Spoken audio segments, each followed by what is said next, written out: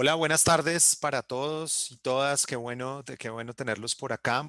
Bienvenidos a este evento que hemos organizado entre el Doctorado en Derecho y la Maestría en Derecho.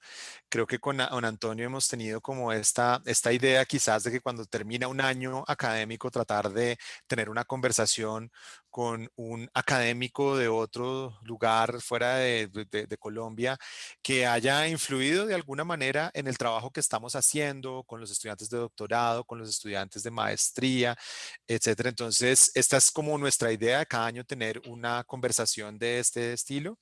El año pasado, cuando la hicimos, tuvimos el placer de conversar con Sam Moyn alrededor de su libro Not Enough. Y hoy nos acompaña Quinn Slobodian. Quinn es profesor de Wellesley College en Historia y venimos a discutir su libro que originalmente se llama Globalists, The End of Empire and the Birth of Neoliberalism, que creo que es una gran fortuna tenerlo acá, además porque el libro fue traducido al español y publicado este año con el mismo título, Globalistas. Entonces también muy recomendado, lo pueden conseguir en español.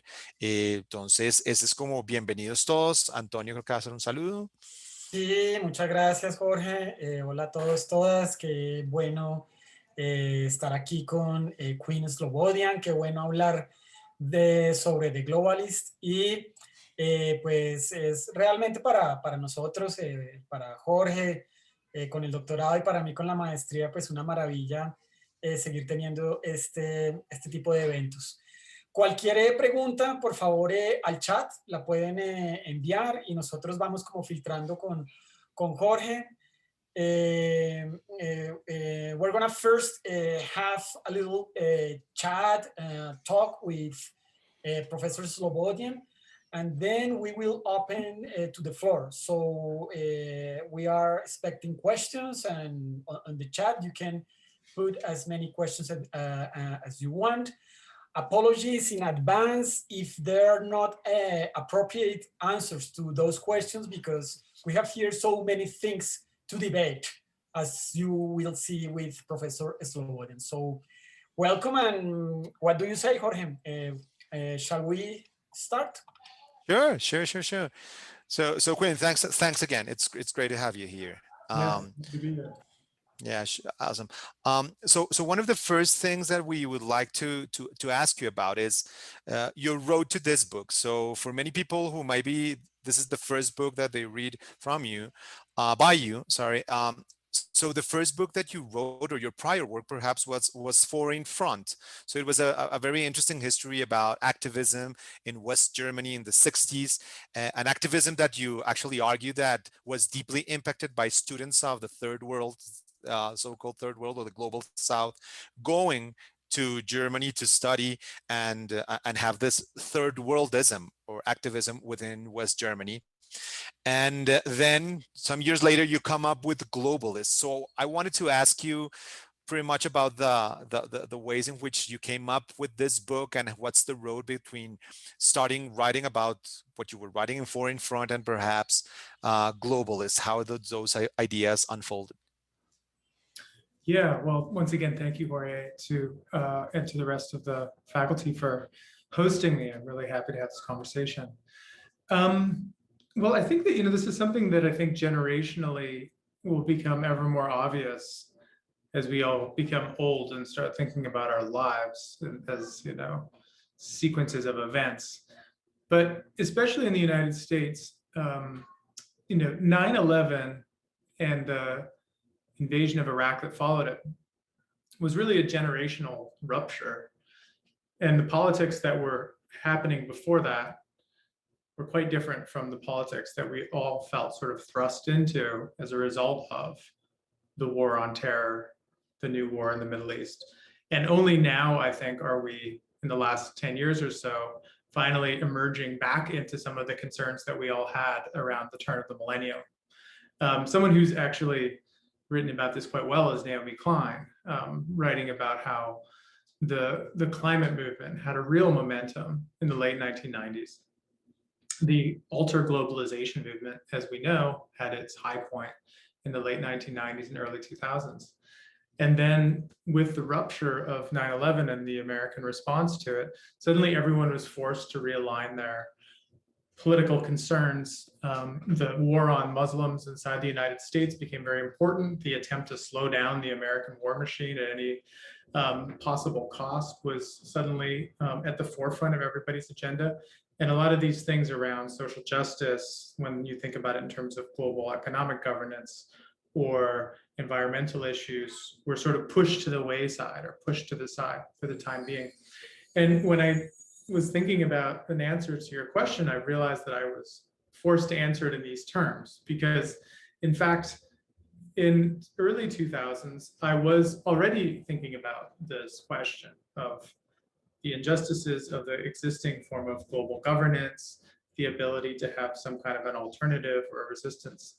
And in fact, Dieter Pleva and Philip Murawski, who ended up writing this first book, The Road from Mont Pelerin, that sort of started the intellectual history of neoliberalism in a way, were also at NYU, where I was doing my undergrad at the time. So I was in contact with them.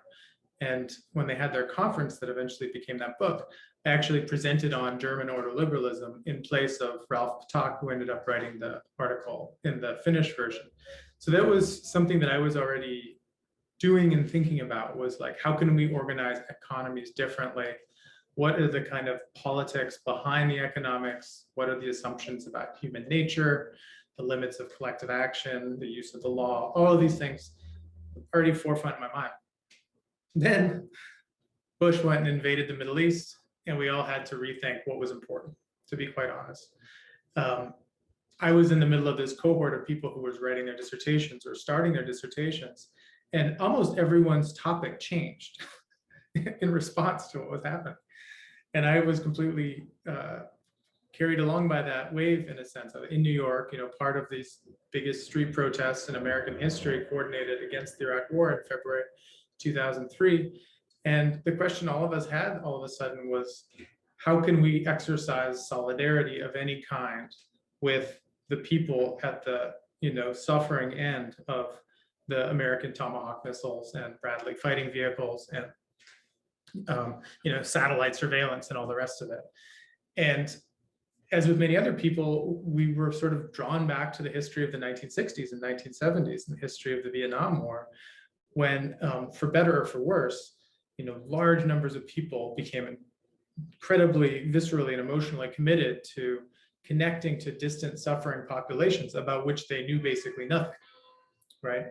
So the book, Foreign Front, which was my dissertation and then became my first book, was really born out of this impulse. It was sort of saying, it was born out of a sense of impotence on the part of the anti-war movement in the United States, which seemed to have no ability to actually connect to the victims of US imperialism.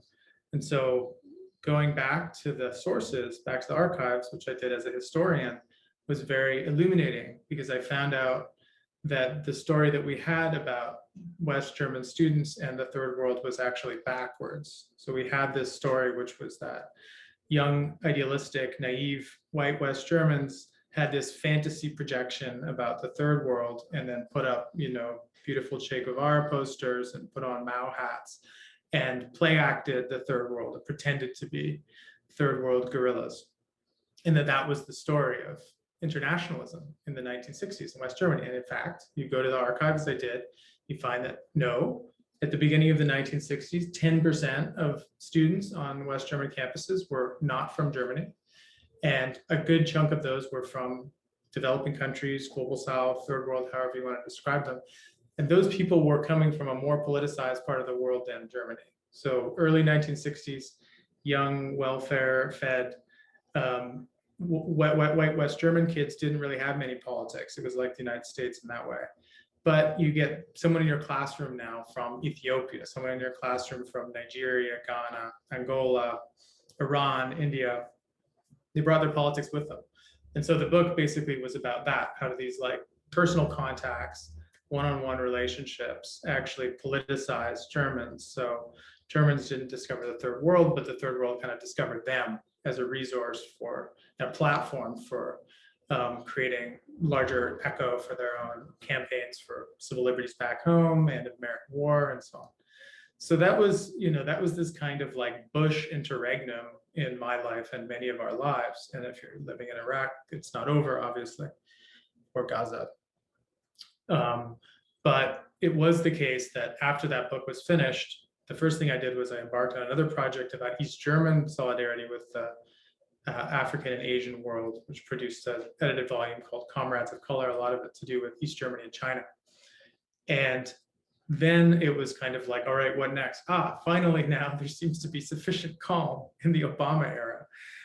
We're dealing with the fallout of the global financial crisis. Economic issues are back in front of everyone. We've all decided that we can try to understand economics again, even if we're not trained economists. So it's back to the neoliberalism project. And so I was able to kind of dust off some of the grad papers that I'd started on, 10 years earlier, and then end up with the book that we're discussing mostly that you've read. So yeah, that book is very much an Obama era book, I would say, just as The Foreign Front was very much a Bush era book. And now I'm working on my Trump era book. Okay, look forward to that. It's fascinating how you contextualize, like how, what we experience in our lives actually changes the academic agendas in a fantastic way. So going to the argument of globalists, perhaps, and trying to delve on that, and maybe to have a picture before continuing the conversation. So what you are claiming there, there are many. I think that you're writing a disruptive history of neoliberalism. I think you're saying both to right wing, saying like that's not. First of all, what's neoliberalism? Like, I think that that's one of the key things in the book, that you're trying to trace neoliberalism not as a ghost or as a scarecrow, perhaps, that we're targeting from the left, but actually a word that was at play in the 30s and the 40s and the 50s. Actually, they were using the terms of liberalism or neoliberalism to describe themselves, this Mount Pelerin society. And you are saying, actually, in the book, something really interesting is that the end of empire, I think that's like the great argument, the end of empire after World War I, and in the end of World War II, like that moment. And also after decolonization, we see that there are two huge enemies for these guys that are starting to think about globalism or neoliberalism. And it's the nation and democracy, right? So the nation and democracy are really complex for them. So I just wanted to ask you, just to lay out the argument of the book.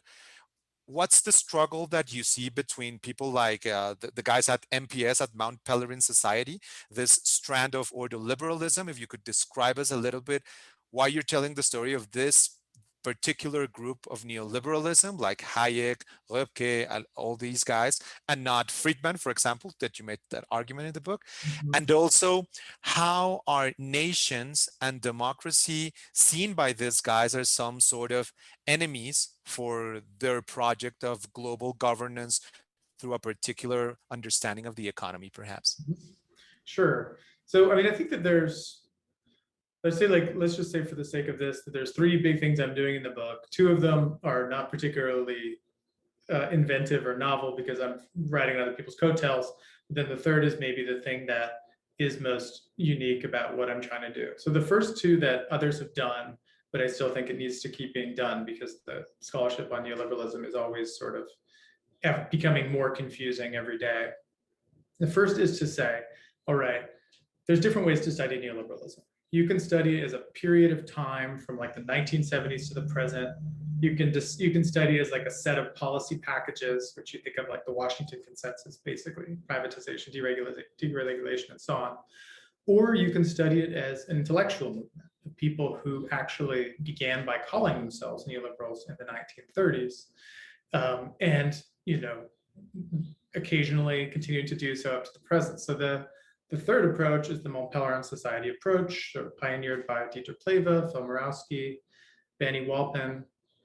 And so that's one thing, the book is kind of built on that structure, that kind of armature, that architecture. It's like, all right, we're going to follow this group of people from the 30s. So what does that do? That gives you a chance to sort of retell the different decades of the 20th century, right? You see it from their eyes, and you therefore kind of unsettle or defamiliarize things that maybe we thought we already know. We know the history of the 20th century, but you see it from their eyes, it actually looks like a different century, right? There's different mile markers, there's different turning points, and there's different challenges.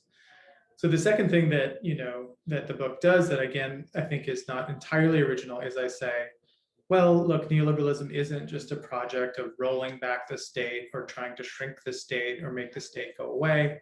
It's actually always been accompanied by a rollout of a new kind of state. Neoliberalism is actually more helpfully thought of as a theory of the state and law, I think, than a theory of economics. And this is something that other people have been pointing out for 20 years and need to keep pointing out because people keep sort of forgetting it, or the mystification becomes stronger than the clarification. But this is the second one. So once you think about it that way, then all right, if there's a history of neoliberal thought, it has to be also a history of what did neoliberals propose in terms of institutions, laws, kinds of states that could be trusted to safeguard capitalism at any given moment and under changing circumstances. And that's where the question comes in that you raise, which is why the nation, why democracy? And then I think we get to what is kind of the more original, or at least kind of the kind of provocative way that I retell the 20th century in the book is I tell the history of the neoliberal century as basically a history of failure. So I think that the description of the 20th century through neoliberal eyes is usually the opposite, right? The question is, how did we all become neoliberal? How did neoliberal win? How did it become victorious? How did they learn to govern the world? And my point is, well, if you follow their writings, they actually think they're always losing. And that's actually kind of interesting. I mean, if you're a critic of neoliberalism, you should be very interested in that, because you should say, who are they afraid of, right? Who do they think is their most effective adversaries? Who do they need to be constantly on the watch for? And then, what could be the possible progressive anti-liberal forces, as opposed to, of course, the regressive or reactionary anti-neoliberal forces, of which there are also many. But when you ask the question that way, why did they think they were failing for 100 years? Then you find, yes, they thought they were failing mostly because they believed that if democracy was actually realized in the sense of majoritarian rule, that it would lead towards socialism inevitably. They believe that the instinct of people is to be dependent and to ask for favors from the state, to ask for free things from the state, to band together against minorities and try to take their stuff and redistribute it, right? So they think that democracy has a built-in tendency towards equality in the sense of equal distribution of existing resources. And that's, of course, bad for them, because that would mean, for them, destroying the mechanism of value creation, which is private property and the price mechanism, which allows for decentralized control of the world's resources, and in their minds, the creation of ever more innovation, ever more wealth, and so on. So democracy is dangerous because it breaks the machinery of capitalism potentially, or has a tendency to do that, I think. So the propositions over the 20th century all have to do with some level of taming or constraining democracy, preventing it from doing the kind of things that they don't want it to do. And in that sense, it's quite continuous with the history of liberalism. 19th century style liberalism also believed that you needed to put some kind of institutional safeguards in place. The idea of constitutional constraints is not particularly new. The idea of checks and balances is something we're familiar with from the 19th century too. So they're continuous in that sense, but the reason they're different is they're facing different circumstances. So by the end of the First World War, they're facing a different world than Adam Smith faced or that John Stuart Mill faced, because they're facing a world where the idea of one person, one vote democracy is becoming ever more universalized, right? You didn't have one person, one vote democracy anywhere in the world until after the First World War. And even then, it takes a very long time to arrive. But that is for them kind of, that is the thing they always see as pushing back against their agenda. As democratization, they think, is strengthening the powers of collectivism and socialism. And so you need to always be devising new sort of bulwarks and dams, to hold back the water, really, of the democratic force. And that democratic force was being unleashed very clearly through the end of European empires. First, the end of the territorial empires of Austro-Hungarian, Ottoman, Russian. After the First World War, then after the Second World War, the end of overseas European empire in Asia and Africa. They saw that as the democracy principle being raised up to the level of nation states, one nation, one vote, instead of one person, one vote. And the UN then becomes, of course, their horror chamber, where everyone is just asking for everything all the time. And by the 1970s, the new international economic order is asking for colonial reparations, increased foreign aid, commodity power, and so on. So the nation is for them an analog to the individual in a democracy. It's like this. It's a political category that mistakes itself for being the most important category. Right. I mean, this is kind of the interesting thing about the neoliberal worldview, is they think that that we live in a doubled world. We live in a world that is, on the one hand, composed of states, and we are part of it as political actors and citizens. But the world is also composed of a space of exchange and property and ownership, in which we participate as workers, owners, investors, consumers, migrants for economic reasons. And the whole challenge of global economic governance is maintaining the balance between these two worlds. And the language of democracy, the language of the nation, tend to give too much weight to the political sphere and underplay the importance of economic interdependence in their minds, right? So nations that become independent or are poor and are trying to develop and say, like, hey, the copper that's underneath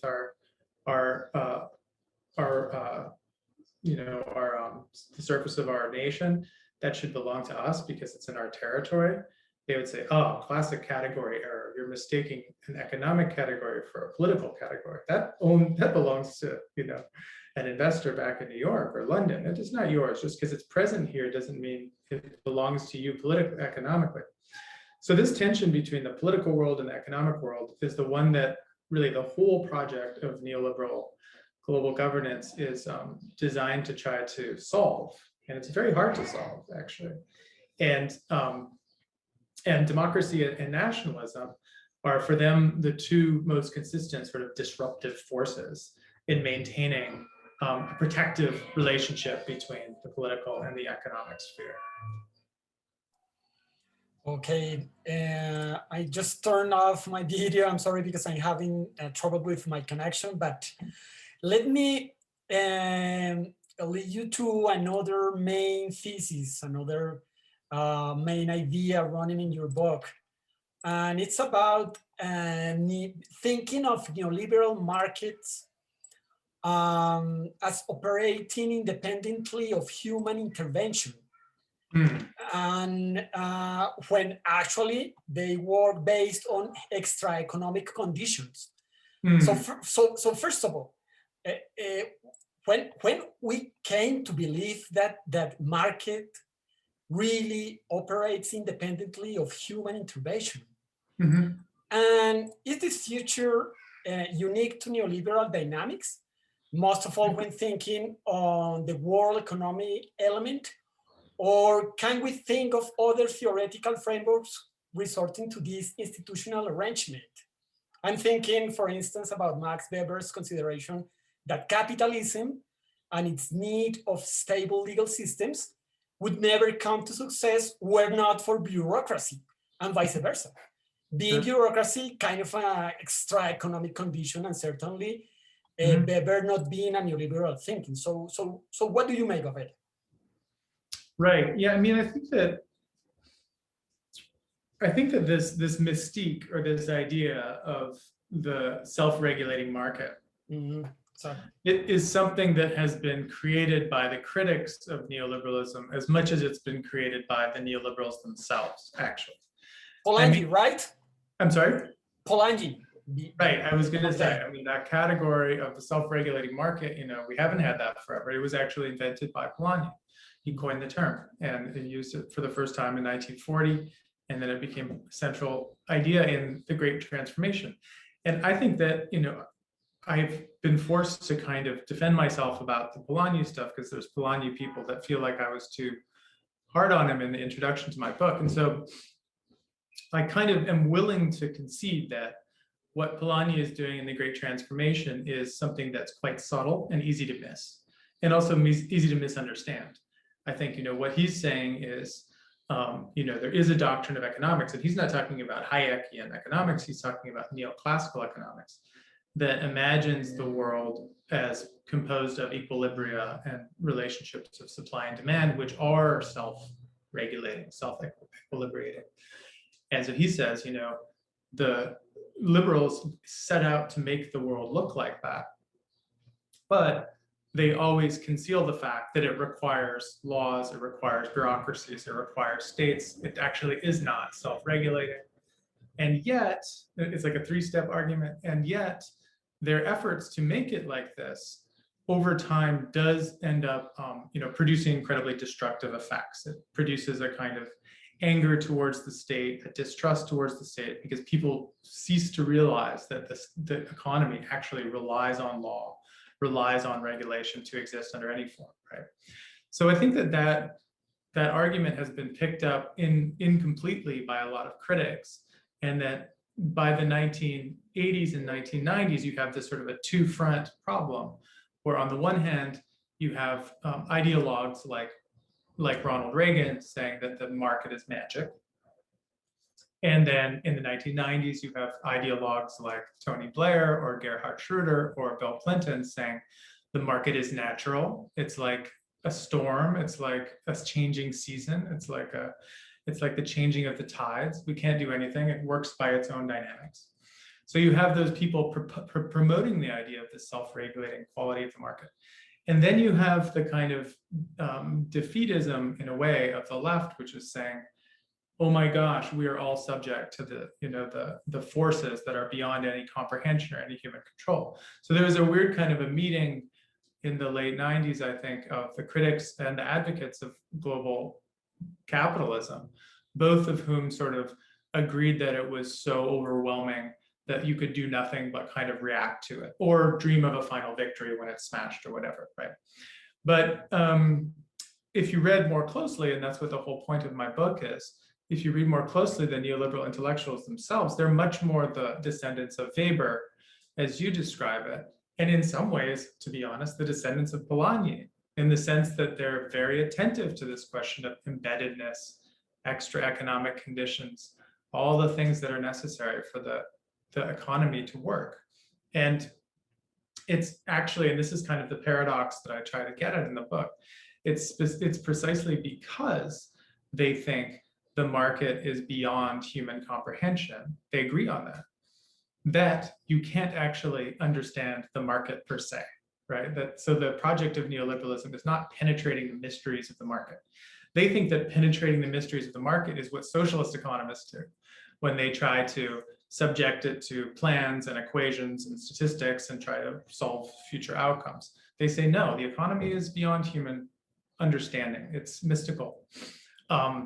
Therefore, all you can do is create, as what Hayek calls, this kind of this thin line of human intervention, which means you produce the basic institutions necessary to make it continue to exist. And then there's another rhetorical trick, because this thin line of institutions ends up being incredibly thick, and they'll attempt to, let's say, make private property safe in the city of London, as well as in Bermuda, as well as in Paraguay, is not a simple legal undertaking. It's actually incredibly complex, and it's also able to employ a small number of people at a very high rate of remuneration, which it's in their interest then to make their own behavior secret. So I think that there is a kind of a shadow play where both critics and champions of global capitalism have kind of a vested interest in making it seem more mystical than it actually is. And part of the whole effort of my book is just to kind of bring that down to earth, right, is to sort of say, listen, we can't treat neoliberalism like this vaporous cloud that just, smothers all of us without, being detected like a gas leak or something. We need to realize that it's studyable and that it's also always facing adversaries and always facing, contests, which, as I mentioned at the beginning, it often thinks it's losing. So certainly that attention to the extra economic conditions unites, I think, all sensible, critics of political economy. It's what puts the political in political economy, to realize that economies don't operate by their own accord. But nevertheless, I think it's an ongoing pedagogical process where, for different reasons, especially younger people and younger critics of capitalism end up being kind of indoctrinated into this idea of the mystical qualities of the market, that they need to be sort of disabused of that and say like, no, let's break it down. Like, what's an asset? How does that get protected? How does the law protect corporations by letting them avoid these kinds of revenue, with extraction and so on. So yeah, I mean, I think there's a reason why like the law people end up kind of liking this book, right? Especially the law and political economy people, because they're part of this project of saying, we want to make ourselves seen, right? We don't want to just cash our big checks and hide in our firms as corporate lawyers, which has been the tendency for lawyers for the last several decades. But we want to actually bring all that machinery out into the open and be like, no, this is how capitalism gets protected. It's not magic. We know how to do it. It goes like this.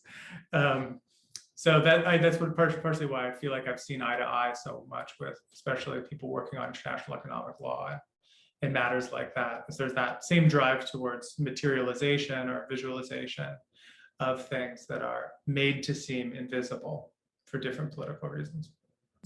Awesome, so interesting.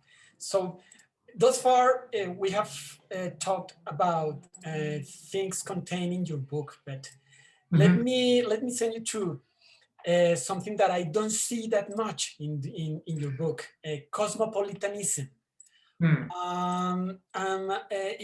Has cosmopolitanism anything to do with the framework of your book? I don't see it that much. Yet, I believe there are many connections, many disconnections too, between cosmopolitan theory and globalist theory. One could think, for instance, that cosmopolitan thought refers more to the legal and political world. I'm thinking of Immanuel Kant's perpetual peace, for instance, while globalist thought refers more to the economic world. Yet everything, as you show us in your book, everything is political. So could you? Sure. Yeah, no, I think that's a really good question. I mean, I think that the wrong takeaway from my book would be that there's an inherent politics to global governance that always leads in this particular direction, right?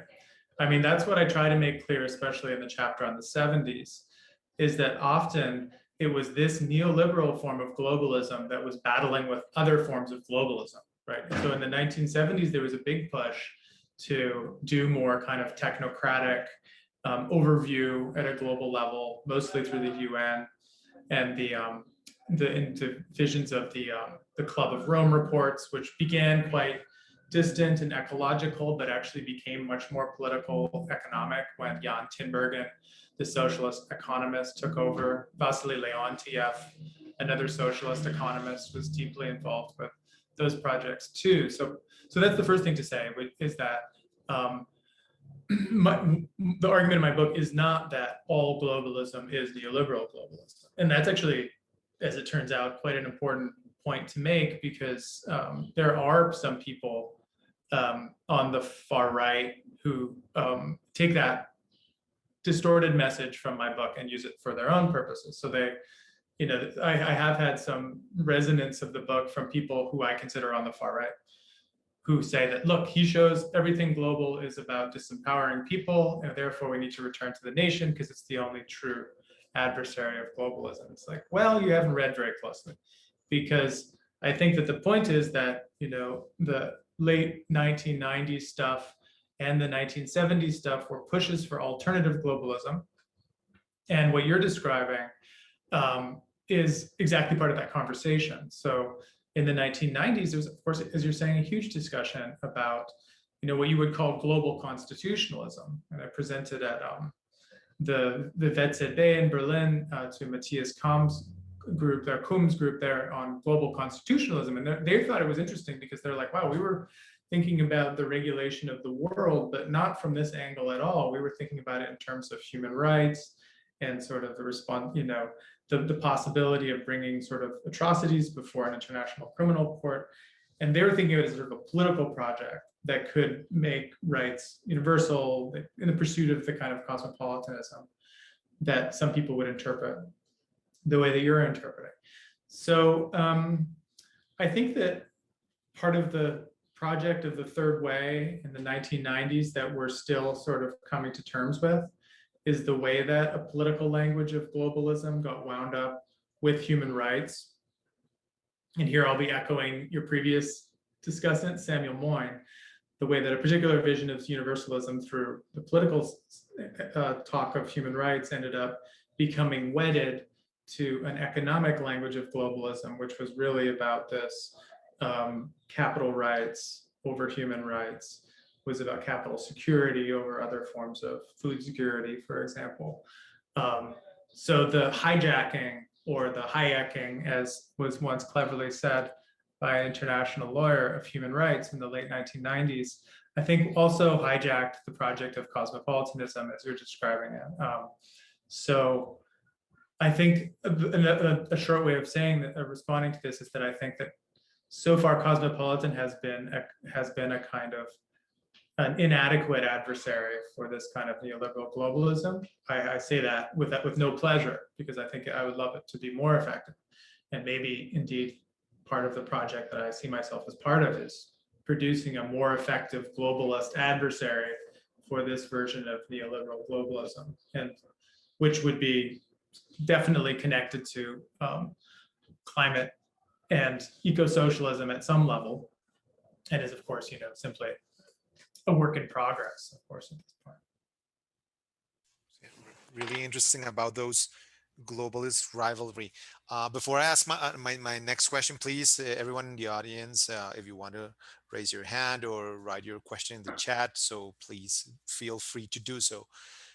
So now that we're talking also about issues that appear, but also things that your book suggests, and maybe we exchanged a couple of emails about this, about perhaps the role not only of the third world in your book, which appears especially in the new international economic order at some point, but also you say something about Latin America and its pro-business elite. There are some pages in which you touch upon that. And in this regard, I guess that what I felt is that when we do the history of law and development or development economics in Latin America, we tend to think like in a very standard story about the transition between the ISI model, the import substitution, industrialization and import substitution, and protectionism and nationalism, and then in the 70s, 80s, perhaps neoliberalism and free market. So we think in those two channels as if there was a Right. clear break between those two things. Yeah. However, when you trace the story of a thinker like Röpke, which I had no idea about him and how he was part, and maybe you can say a little bit more about this guy, who is very interesting, because actually we know a lot about Hayek, but at least in Latin America, knowing about this guy, it was really interesting. Maybe you can say more about this. When you look at him and his project to perhaps neutralize part of the impulse of global aid going from north to south after the Second World War and after the Alliance for Progress, perhaps in the 60s, and he's very concerned about that. You mentioned how economic elites in Latin America in the 60s actually might have been willing to adopt part of a neoliberal agenda in that regard in the 60s, that actually they were not a pro-ISI model, but actually that there was some sort of neoliberalism or neoliberal intelligentsia perhaps in Latin America. Maybe it's taking the argument too far, but it was very interesting because not everyone was Prebish. Like not everyone was on the boat with that. So I think that your story may also debunk or may give us some clues about a history of economic development in Latin America and law and development in Latin America, about reassessing this break or this rupture between ISI and neoliberalism. So what do you think about that? I know that you sent me a couple of pieces, but you have like some thoughts about that way in which we are also telling the story of economic development in the global South. Yeah, no, I think it's a really good question. It's one that I think you're right, was sort of like lurking in the background of the book, but it's not something I've really thematized directly. And the reason why I think it's especially a good question is actually because of a long-standing grievance within the discipline that I'm part of, which is basically global history. And in that field, Latin American historians are always angry. They always feel like they don't have a part in the major narratives of global history. And they feel like the global history is dominated by really European empires and then the process of decolonization in the 20th century. And that Latin America always is sort of a third term. How does it fit into this? We don't really know, but it's not as dramatic in the 20th century as, the way that Africa from 1957 until the end of apartheid sort of slowly becomes liberated. There's a kind of inherent drama to the way you can wind in Cold War and global economic history stories there that I know from personal experience with friends of mine who are Latin American historians sort of feel like it ends up being a Europe story again. It ends up being a Europe and Africa story now instead of an actually global one. And the reason why I think that you're right, that what I'm saying would speak to that, what is still kind of a blind spot in the global history, is that what had been accomplished in Latin America after the Bolivarian revolutions, right, into the 20th century, was kind of what people like Rupka and Mises and Hayek were hoping for, right? It was kind of a exemplary resolution of this balance between the political principle of sovereignty and the economic principle of ownership, right? Through countless American interventions, through incredibly oppressive internal domestic authoritarianism, the putting down of more progressive movements like the Mexican Revolution and so on. The Latin American model seemed to sort of have a version of democracy plus capitalism that didn't require sort of ongoing occupation or relentless intervention. They seem to be sort of self-policing capitalist countries in the 1940s and 1950s. And that's exactly what someone like Hayek or Mises wanted to happen to the rest of the world, right? The question was, how can everyone else have authoritarian capitalist countries of the kind that are so common in Latin America in the 1940s and 50s? How do we get there? And of course, that's a vast oversimplification in the sense that there were strong currents of Peronism and whatever. There's lots of things going on. But I think that this is how a kind of a Mises and a Rupka end up in Latin America in the 1950s, in Mises in Mexico advising the government. Rupka being hosted around Venezuela, Peru. I don't think he went to Colombia, but I can't remember. Who is he connecting to? Well, he's connecting to the large landowning and industrial class, which is worried about peasant uprisings, is worried about workers' uprisings, is worried about the United States somehow accidentally promoting trade unionism and being disruptive enough that the old models of patronage and cycles of repression become discredited somehow, right? So they really were worried that like Kennedy was going to end up accidentally producing socialist revolution in their own countries. So they are connecting to these people that they identify with their version of liberalism, which is really, can be called and has been called authoritarian liberalism. It's a principle of the strong state and the free market. It is not really libertarian in the sense that it doesn't seek to sort of shrink the state. It says a state that does very important things. Namely, it protects contracts, it protects property, it protects sound money. Those are expansive tasks for a state to have. So in the 1950s and 60s, it's interesting, not just these individuals that I talk about in the book, but also like the FDP, which is the Liberal Party in Germany, also has a wing called the Friedrich Naumann Stiftung that they set up, that they're similarly funding, people in places like Uruguay and Chile and Guatemala. They're funding more like right-wing liberal opposition. And when that's being reviewed back in Bonn and so on, they're confused. They're saying like, why are we like backing these authoritarian capitalists down in Latin America? And this doesn't look like the social market economy we have here in West Germany. But people from the Naumann Stiftung will say, well, actually, these are our people. These are our people. This is who Rupke and Mises and Hayek have been meeting with since the 1940s.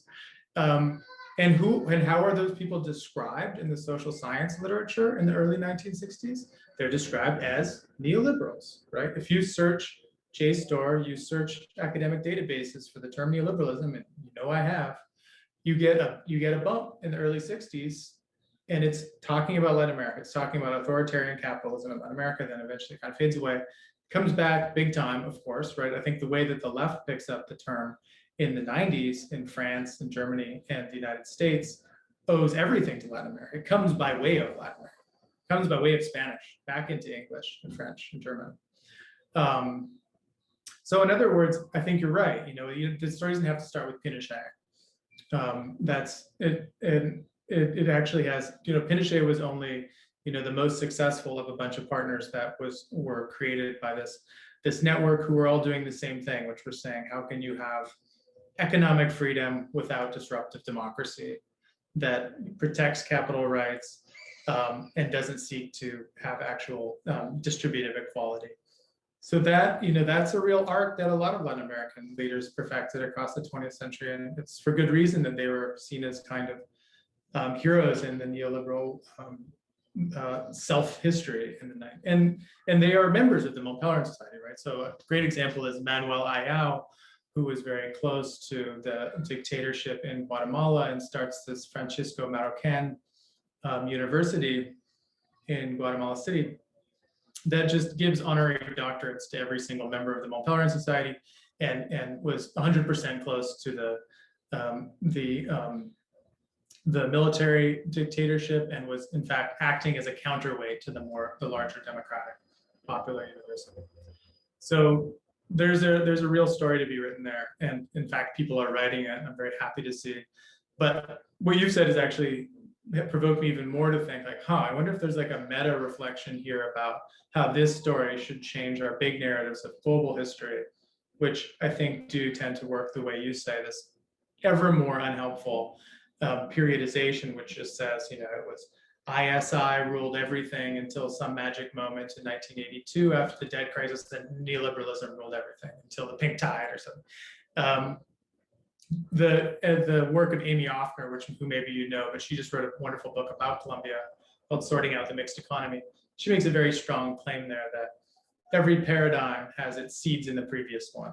And so we need to think about history kind of dialectically like this. We should look for the things that appeared at one point only to succeed later, rather than assuming that there was perfect uniformity and then followed by another period of perfect uniformity. That's simply not how history works.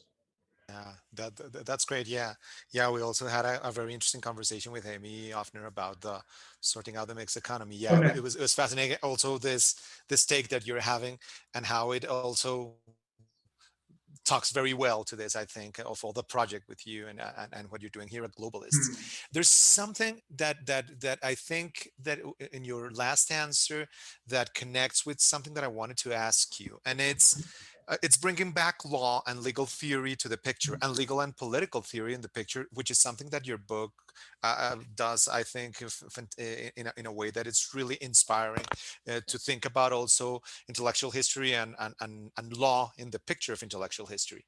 And one of the characters that I've been obsessed with because of a previous work that I've done in States of Exception is obviously Carl Schmitt, and that's like a very important guy for thinking about this. And in your book, I was really surprised of how Schmidt had different places in which he would appear in the story Cameos, on yeah. stage. Yeah, so it reminded me of Jean Werner Müller's A Dangerous Mind book, in which he was thinking of what was the influence of Carl Schmitt in the political thought of Europe in the second post after World War II.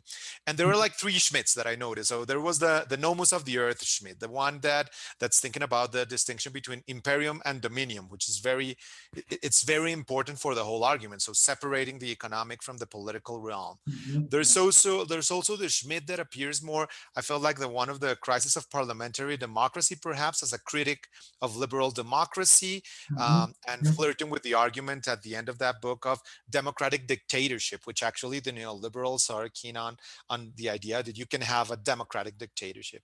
And the Mhm. third Schmidt that I identified in your book, that you also mentioned, is the concept of the political Schmidt, like his criticism against liberalism, that actually they are not, liberals are not able to eliminate the political. The political is never struck down. There's always a remnant that comes back to haunt the political Mhm. realm, and that Yeah. so there are different ways in which Schmidt appears. So I was wondering about a question that struck me, and is how to think about, I mean, there are many Schmidts also in his thought, right? Like, what's this guy Mhm. doing? So there's the Schmidt appropriated by critical theory. There's the Schmidt Mhm. appropriated perhaps by fascists, and there's lots of Schmidts here. And I Mhm. wanted to present you, how do you see that influence of Schmidt in post-World War II European thought? And Mhm. perhaps if that also gives us clues about the connections between fascism and neoliberalism, or corporatism and neoliberalism, Mhm. which are seen sometimes as opposite, but there are many things that connect the both of them. When you look about the intellectual history, I don't know, we were talking before, everyone was connected about the Frankfurt School and how the experience of fascism actually marked the path of many of the Frankfurt School thinkers. It seems like fascism might have also affected these guys in a way, but actually not as in the Frankfurt School that they were rejecting it, but actually how they were also trying to get some things that corporatism had and fascism had, vis-a-vis the crisis of capitalism. So maybe you can say a Mhm. little bit about that. Sure, yeah. Um, where to start with that? Okay. So the first thing to say is that Carl Schmitt was, probably the most influential intellectual in interwar Germany, right? So from the end of the First World War until the rise of the Nazis, if you didn't engage with Schmitt at some level, then you weren't really keyed into intellectual discussions, right? So, and I may say that because I've had sort of pro Hayek people say that because I mentioned Hayek and Schmitt in the same sentence, it must suggest that I'm saying that Hayek is a Nazi, ergo, something that's really silly like that. And it's not as simple as that. So what was Schmitt up to? Why was he so meaningful for so many people? I mean, first of all, he was a critic of universalism, right? I mean, he was a critic of the idea that any particular entity could speak for the whole faithfully. He thought that anyone who did that was simply cloaking their own specific interest. And the case in point was the League of Nations, right? I mean, just that this is a joke.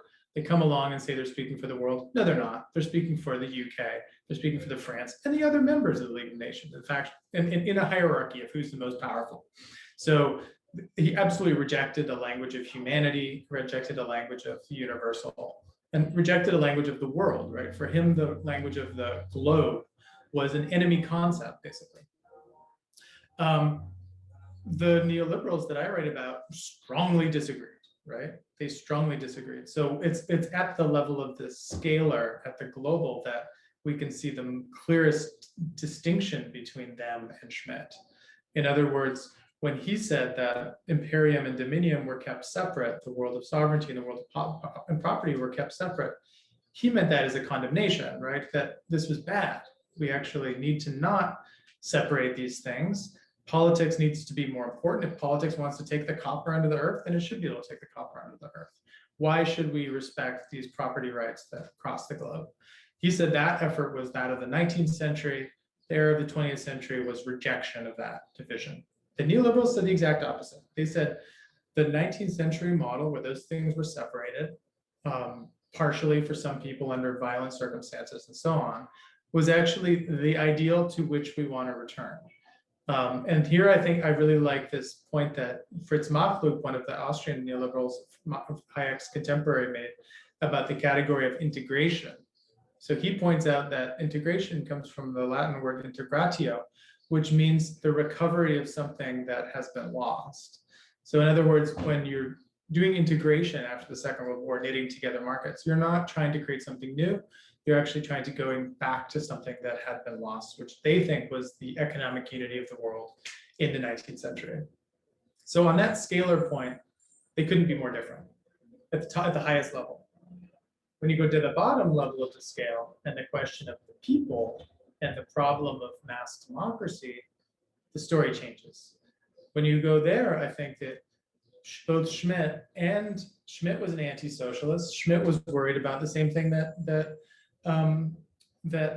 neoliberals were, which was that people would fight for their own stuff, then they would fight together for their own stuff, they would form special interest groups, and eventually they would colonize the state and just turn it as something that they would just enrich themselves through, right? The state would be nothing more than a kind of treasure case that would just be looted from election cycle to election cycle. So you needed a strong state, sovereign, who would stand above the people, would stand above the popular will, really, and sort of do for the people what was best for them, regardless of what they thought was best for them. So at that level, the neoliberals and Schmidt almost totally agreed.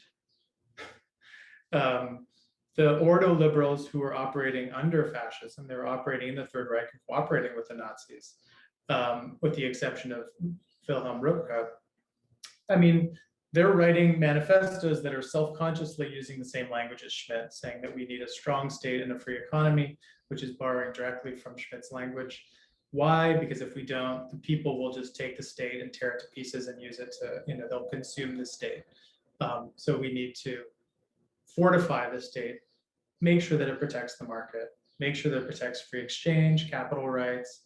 And in their case, they also believe to dissolve monopolies and to dissolve concentrations of corporate power.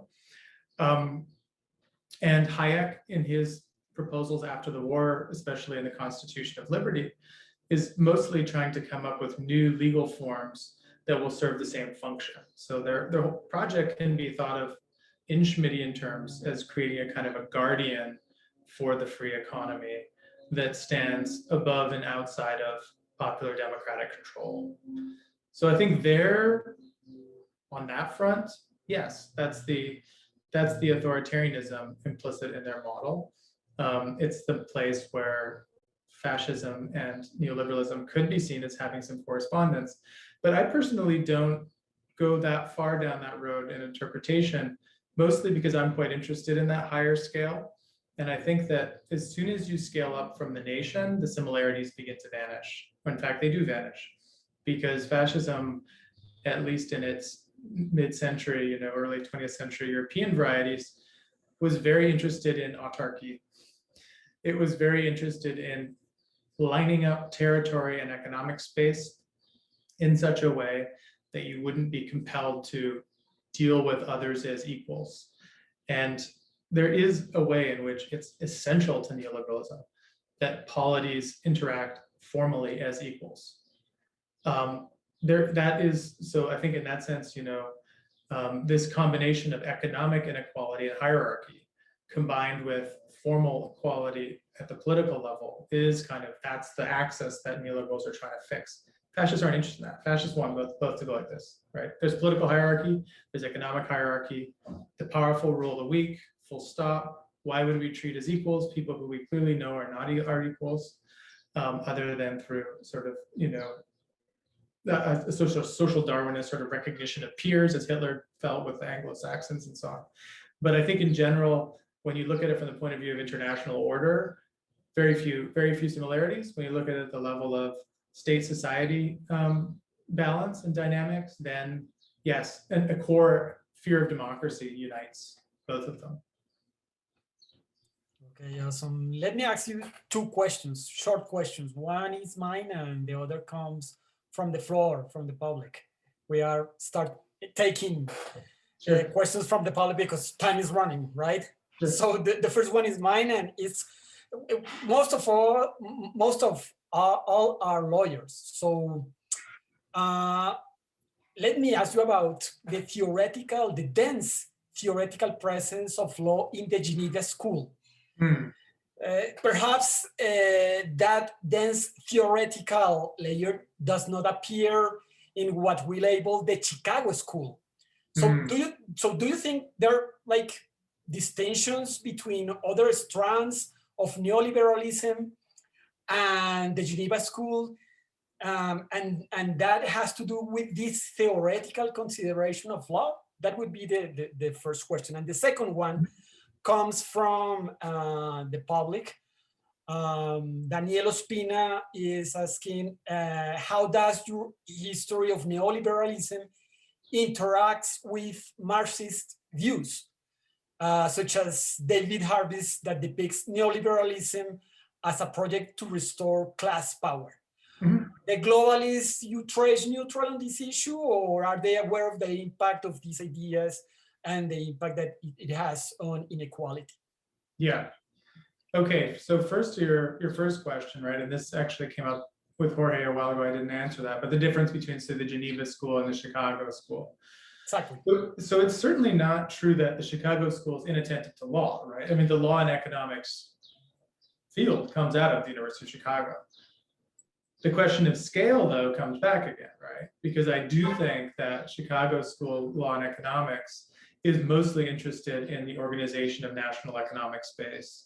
And when Friedman thinks about things like currency stability and macroeconomics, he's talking about national level. In fact, his whole argument for floating exchange rates against fixed exchange rates from the 1950s is that a nation should not have to be concerned with what's happening globally. He's very, I mean, they have the American privilege, right?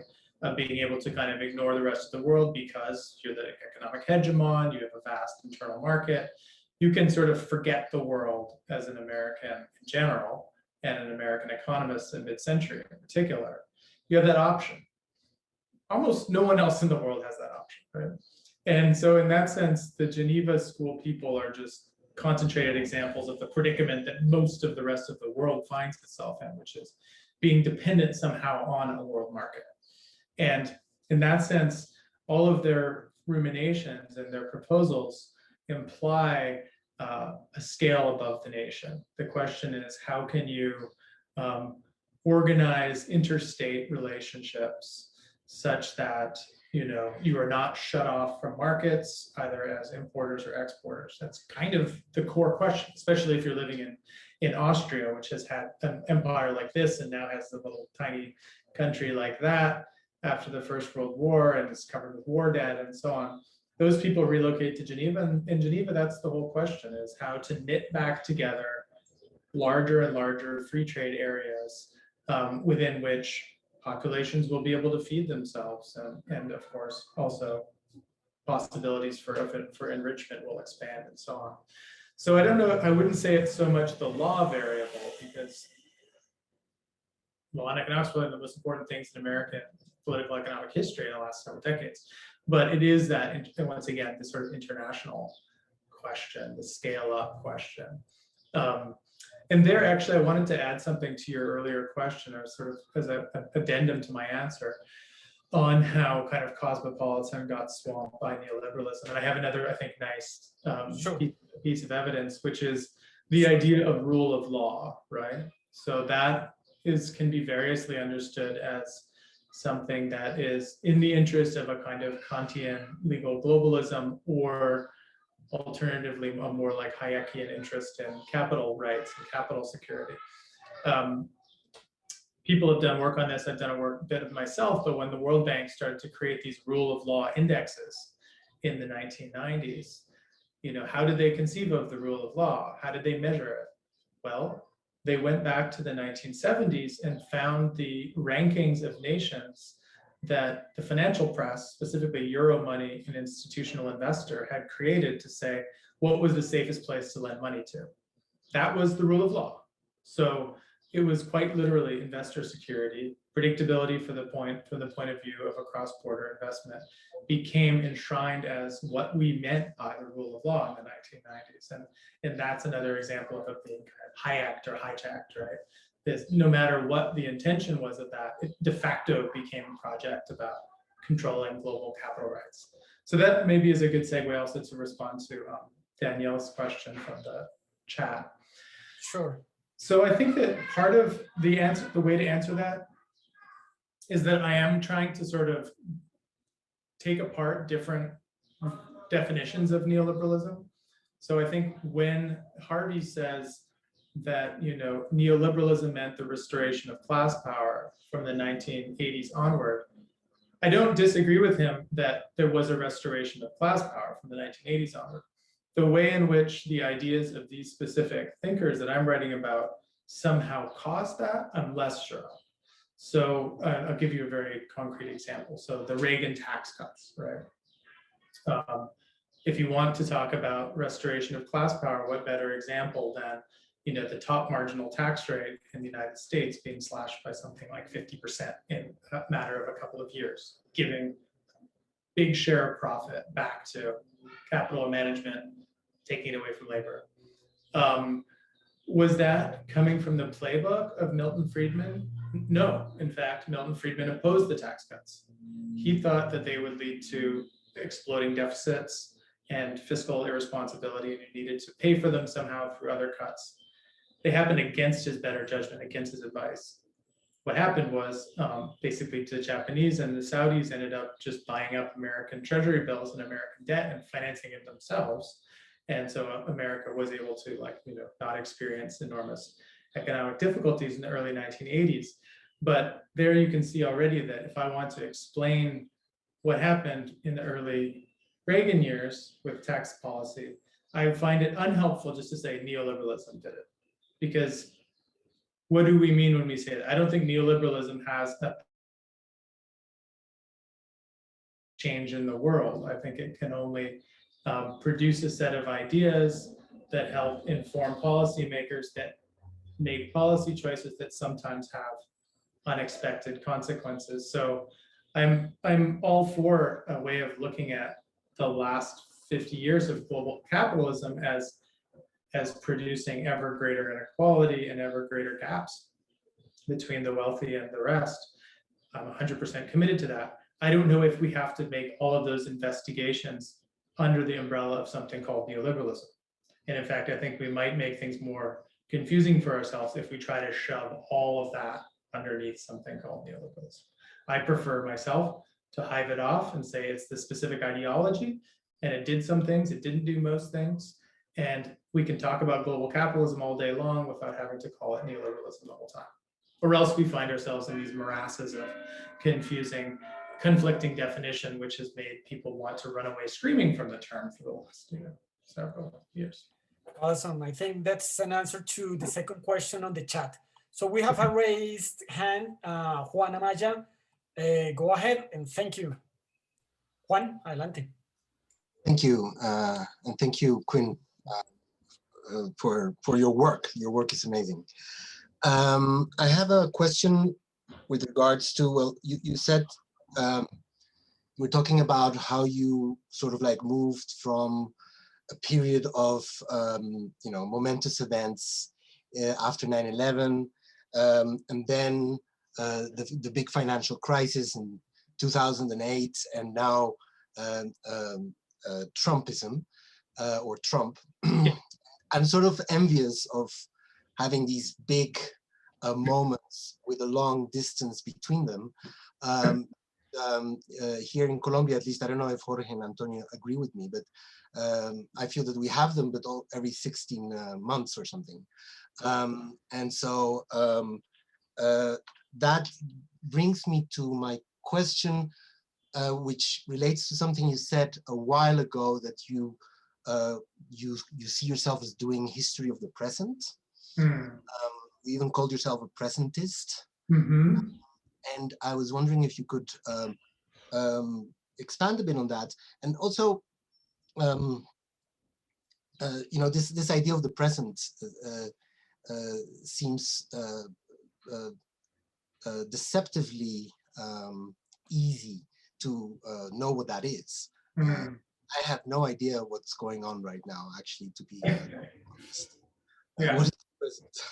What is the present? Yeah. Yeah. So I guess that sort of position that I was taking there was really against a pushback that one often gets in the discipline of history, right? I mean, to be called a presentist is often a kind of curse or a slur in the seminar room and so on, right? And I get that, because if you're working on, Byzantine Greece, or, even, 17th century Lima or whatever, then it doesn't make sense to say like, oh, people must have thought about symbols this way because we think about them now, right? There's obviously a danger to that. On the other hand, I guess I am like bearing witness to the evisceration of the discipline of history in the United States. So, when I started in 2002, my graduate studies at NYU, which was not a top university, the assumption was we'll all walk out of here into tenure track jobs, and we'll just be, teaching German history out in the middle of Kansas or like Southern Florida or wherever, but everyone needs a German historian, everyone needs a French historian, and so on. And that's just like before my eyes vanishing, right? So the professional incentives to just make your way as someone who carves out a certain patch inside of your discipline and then has your conferences, and everyone comes and never has to mention politics or the greater world because you have a stable enough echo chamber that you feel like reaffirmed in the worthwhileness of just having these internal conversations, right? I mean, I've actually seen that come and go just in the last 20 years. Like, I used to go to German history conferences. They don't really exist anymore. We don't have enough German historians who are actually just working on German history. We're all doing the kind of thing I'm doing, which is we're kind of desperately pilfering through the past for anything that might be sort of useful to understand this month's crisis, right? I mean, so living in the States, it's not exactly like it's been a smooth patch for the last several years either. So I think that just as a general attitude for a scholar to just be like openly saying, all I do is like plunder the past for like lessons for the present. Most people be like, oh, dude, really? That's not very academic. But I don't know why I would do otherwise, because, it just seems like the alternative is what? Is to sort of like try to safeguard a professional portfolio within a job market that doesn't exist anymore. So that's, I think, like the turn of a lot of American historians, particularly towards sort of public-facing, public intellectual stuff, which has been quite notable in the last 5 years or so. Isn't just that I think people need a sense of the American traumas retold to them or whatever it is. But I do think there's more of a feeling of desperation that, we don't have all the time in the world to face the kind of crises that we're facing. And so there's just kind of like a throw everything you have at it. And then the present then becomes a highly subjective question, right? I mean, absolutely, that what the present means for me sitting in the relative, peace and security of Cambridge, Massachusetts is very different from the person living and sitting in the occupied territories tonight. There's a lot of very obvious ways that that's an impossibly variegated, point across the global surface. But I think that, yeah, I mean, that's it. I think it's like the kind of instrumentalization of history is something that I more and more embrace rather than feel I need to apologize for. Wow. Well, thank you so much for that. That was so amazing, and thanks for being so candid about it. And Quinn, I guess we have no more questions, and I don't want to have you here all here in the screen, but this was wonderful. I really look forward to travel sometime to resume and have you in Bogota present, and maybe have like some interesting conversation with guys at the economic department, people from the history department and from law department, because I think that, and we think that your book actually speaks at so many levels, and we think that, I mean, not the concern that, well, this is a book about Europe and Africa. It gives a lots of cues to understand how to figure out the present, the economic environment, the history of, and history in general. I felt that it was a very nice way of understanding how to write a disruptive history. So thank you very much for accepting our invitation. Yeah, and I'm so happy to speak Spanish now. I mean, that's amazing. It's coming in French and Portuguese too in the next year. So sure, Quinn, and I so much looking forward your future works. Personally, I'm looking forward for the cosmopolitan work that you gotta save that. So thank you very much for the doctorate program and the master in law programs. It was an amazing afternoon, the one that we have with you. So thank you very much. Great. Thank you very much, Antonio. I appreciate that. Sure. All right, folks. Goodbye for now. Okay. Thank you so much. Good afternoon. Bye-bye.